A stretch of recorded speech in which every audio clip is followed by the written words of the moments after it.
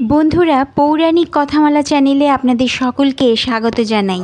অনুরোধ রইল পুরো ভিডিওটি দেখার জন্য এবং দেখে লাইক, কমেন্ট ও সাবস্ক্রাইব করে দেবেন। ভাদ্র মাসের অমাবস্যার তিথিতে প্রতি বছর কৌশিকী অমাবস্যা পালিত হয়। দেবী কৌশিকীর নামে এই দিনটি কৌশিকী অমাবস্যা নামে পরিচিত।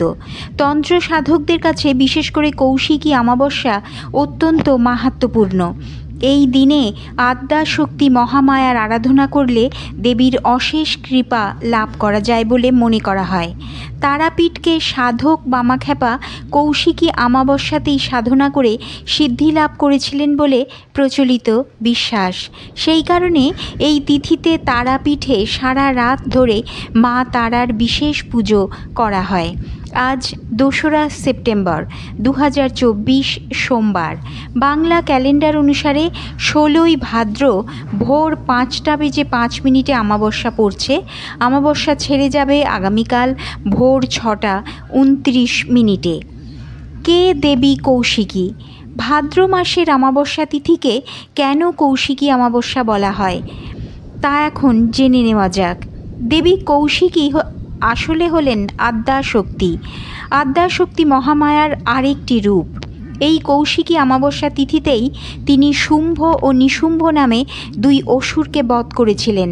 এই দুই অসুরকে ব্রহ্মা বর দিয়েছিলেন যে একমাত্র কোনো অযোনি সম্ভূত নারী তাদের বধ করতে পারবেন, অর্থাৎ মাতৃগর্ভ থেকে জন্ম হয়নি এমন কোনো নারীর হাতেই তাদের মৃত্যু হবে।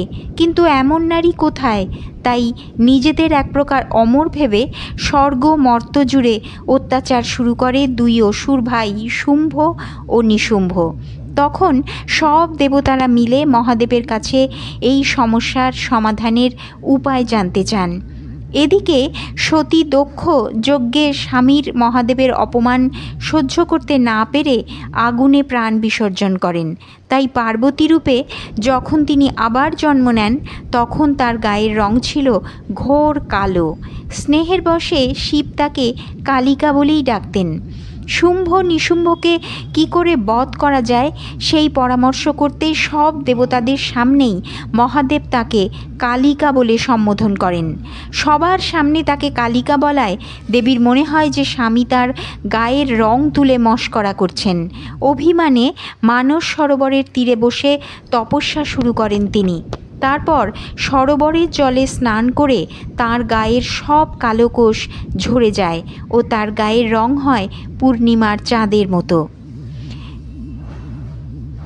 দেবীর গায়ের এই ঝরে পড়া কালো কোষ থেকে সৃষ্টি ঘোর কৃষ্ণবর্ণ অপরূপ সুন্দরী এক দেবীর।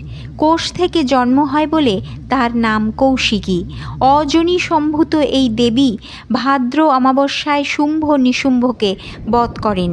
তাই এই তিথিকে কৌশিকী অমাবস্যা বলা হয়। তন্ত্র মতে এই রাতকে তারারাত্রিও বলা হয়। এই রাতে এক বিশেষ মুহূর্তে স্বর্গ ও নরক উভয়েরই দরজা খুলে যায় এবং সাধক শুভ বা অশুভ শক্তির অধিকারী হতে পারেন। এই রাতে কঠোর তপস্যা করলে কুলকুণ্ডলিনী জাগ্রত হতে পারে বলে মনে করা হয়। হিন্দু ধর্মে অমাবস্যার রাতকে গভীর আধ্যাত্মিক তাৎপর্যপূর্ণ বলে মনে করা হয়। বিশেষত কৌশিকী অমাবস্যার রাতে উপাসনা ও সাধনা করার সময় বিশেষ ফল প্রদান করে বলে বিশ্বাস করা হয়। এই রাতে দেবী কৌশিকী বা দুর্গার পূজা করা হলে ভক্তরা তাদের জীবনের সমস্ত দুঃখ কষ্ট বাধা বিপত্তি থেকে মুক্তি পান এবং মঙ্গল লাভ করেন। এই তিথিতে উপবাস এবং বিশেষ পূজার্চনা করা হয় যা জীবনের পাপ ক্ষয় এবং পরম শান্তি প্রদান করে। কৌশিকী অমাবস্যার সময় অনেক স্থানে মন্দিরে এবং ঘরে দেবী দুর্গার বিশেষ পূজা ও যজ্ঞ আয়োজন করা হয়। পূজার সময় মন্ত্রোচ্চারণ, আরতি ও ভজন গাওয়া হয়। কিছু ভক্ত অমাবস্যার আগের দিন থেকে উপবাস শুরু করেন এবং পূজার পর উপবাস ভঙ্গ করেন। এই তিথিতে গঙ্গা বা অন্য কোনো পবিত্র নদীতে স্নান করাও অত্যন্ত শুভ বলে মনে করা হয়। অনেক ভক্ত এই দিনে নদীতে স্নান করে নিজেদের শুদ্ধ করেন এবং তারপর দেবীর আরাধনা করেন। কৌশিকী অমাবস্যা তন্ত্র সাধনার জন্য বিশেষভাবে গুরুত্বপূর্ণ। তন্ত্র সাধকরা মনে করেন যে এই রাতে তন্ত্র সাধনার মাধ্যমে তারা দেবী কৌশিকী বা মহাকালীর বিশেষ কৃপা লাভ করতে পারেন। অনেক তন্ত্র সাধক এই রাতে গভীর সাধনার মাধ্যমে আত্মশক্তির বিকাশ ঘটানোর চেষ্টা করেন। তন্ত্র মতে এই রাতে করা সাধনা অত্যন্ত শক্তিশালী এবং তা জীবনের বিভিন্ন ক্ষেত্রে বিশেষ প্রভাব ফেলে। ভারতের বিভিন্ন অঞ্চলে কৌশিকী অমাবস্যা বিভিন্নভাবে পালন করা হয়। উত্তর ভারতের বেশ কয়েকটি স্থানে এই তিথি অত্যন্ত উৎসব মুখর হয়ে ওঠে, যেখানে ভক্তরা দেবীর জন্য উপবাস করে এবং পবিত্র নদীতে স্নান করেন। বাংলায় কৌশিকী অমাবস্যা দুর্গাপূজার সূচনার এক প্রকার প্রতীক হিসেবে দেখা হয়। দেবী পক্ষের শুরুতে এই তিথি পালিত হয় এবং এই সময় ভক্তরা দেবীর প্রতি তাদের ভক্তি নিবেদন করেন। কিছু ক্ষেত্রে কৌশিকী অমাবস্যা পূজার পরই মহালয়া পালিত হয়, যা দুর্গাপুজোর সূচনা হিসেবেও বিবেচিত হয়। এই তিথিতে মন্দির এবং ধর্মীয় স্থানগুলিতে ভক্তদের ভিড় জমে যায়, যার ফলে স্থানীয় ব্যবসা এবং পর্যটনের উপরও ইতিবাচক প্রভাব পড়ে। কৌশিকী অমাবস্যা হিন্দু ধর্মে একটি অত্যন্ত গুরুত্বপূর্ণ তিথি, যা ধর্মীয়, আধ্যাত্মিক, সামাজিক এবং সাংস্কৃতিক দিক থেকে বিশেষ তাৎপর্যপূর্ণ।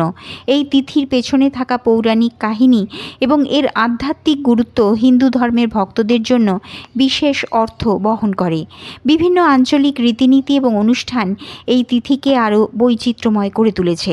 কৌশিকী অমাবস্যা শুধুমাত্র ধর্মীয় অনুশীলনের মধ্যেই সীমাবদ্ধ নয়, এটি সামাজিক এবং সাংস্কৃতিক ক্ষেত্রেও একটি গুরুত্বপূর্ণ ভূমিকা পালন করে।